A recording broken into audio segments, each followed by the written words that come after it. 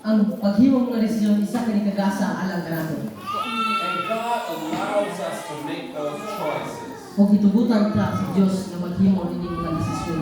We are to raise our children to the best of our ability. Daghan kita pagpili sa pag-atiman sa atong mga anak sa pagdako kanila.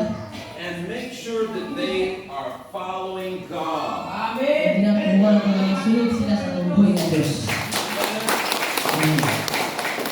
Now, even though young son strayed and went away, Bisan man tunang ang mga anak nilakaw kung ato sa layo.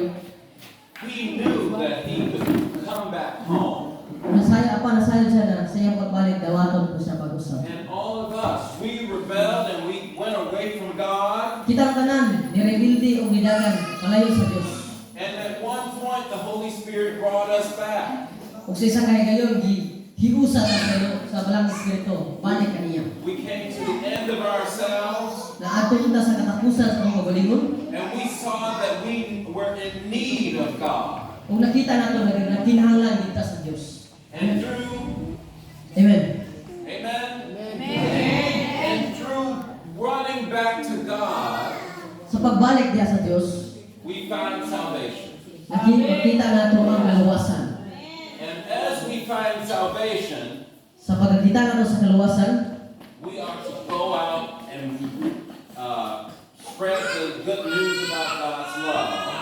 kita mong gawa o atong isa iba sinati sa kadaghanan ang gugma sa Diyos. So that others run back to God.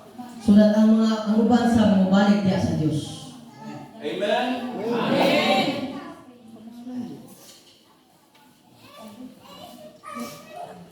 God wants us to trust Him enough to say, Ang Diyos gusto niya nga musalig ta kaniya sa tanan ng mga anak.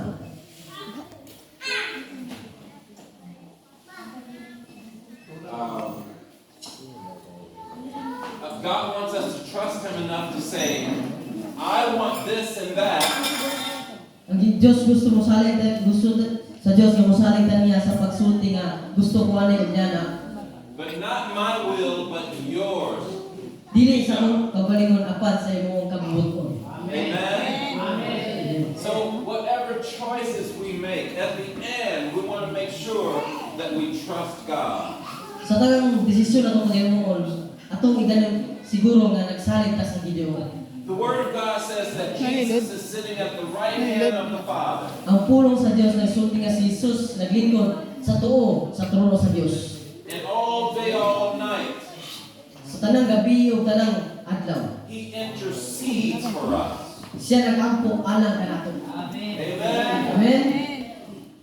He's interceding that we would